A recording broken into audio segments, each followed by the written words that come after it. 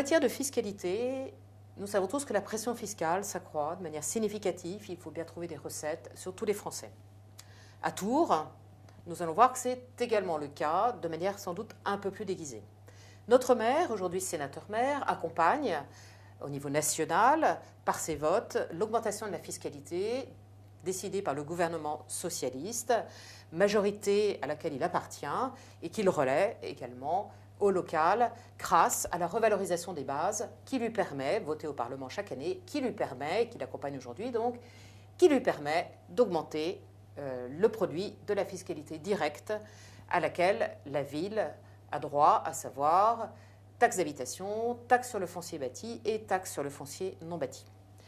Jean Germain revendique le fait de ne pas avoir augmenté les taux de ces trois taxes pendant sa dernière mandature. Si cela s'avère exact, il n'en reste pas moins vrai que la fiscalisation à laquelle sont soumis les Tourangeaux s'est accrue de l'ordre de 17,5%, puisqu'on avait en 2008 un produit de ces taxes de l'ordre de 60 millions d'euros. En 2014, il est budgété à 70 millions d'euros, soit une augmentation de près de 17,5%. Ce que j'ai d'ailleurs constaté à titre personnel sur mes taxes, la taxe d'habitation ayant augmenté de 15% et la taxe foncière de 19%, soit une moyenne en ce qui me concerne également, logiquement, de 17,5%. Cette augmentation effectivement dû principalement à la revalorisation des bases, puisque la population de Tours n'a pas varié de manière significative entre 2008 et 2014. Elle s'établit peu ou prou à 138 000 habitants pendant toute cette période.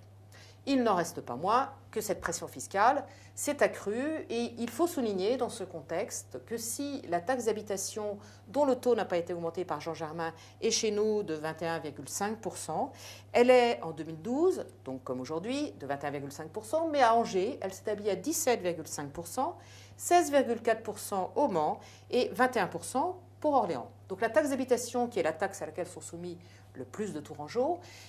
est appelée chez nous à un taux supérieur, même si éventuellement cette proportion s'inverse pour la taxe foncière, à un taux supérieur que le taux qui est utilisé chez nos voisines. Il faut aussi préciser que la ville de Tours n'a pas augmenté ses taux, donc ils étaient élevés en début de mandat, puisque ces autres villes avaient déjà des taux largement inférieurs au taux de Tours, et qu'elles ont progressivement revu à la hausse ces taux pour s'approcher aujourd'hui d'une valeur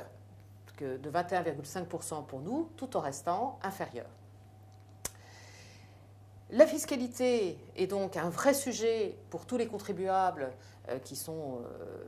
conduits à payer ces taxes et qu'il est souhaitable de voir le plus nombreux possible, sachant qu'en matière de taxes d'habitation, tous, hormis les déductions possibles dans certains cas de figure, y sont assujettis, donc ce qui représente un impôt qui touche effectivement tous les Tourangeaux, quasiment. Cette fiscalité de plus en plus importante en termes d'impôts appelés, comment la retrouve-t-on dans la gestion de notre ville? Eh bien, on constate que si Tours a des taux stables, mais relativement élevés par rapport à nos voisines, pour autant, la voirie n'est pas nécessairement toujours entretenue. Le ramassage des ordures ménagères, qui est dévolu à Tours Plus, certes, n'est pas effectué tous les jours. Donc, qu'en est-il de l'utilisation de cette taxe par rapport à ce que font nos voisins, villes proches de configuration similaire?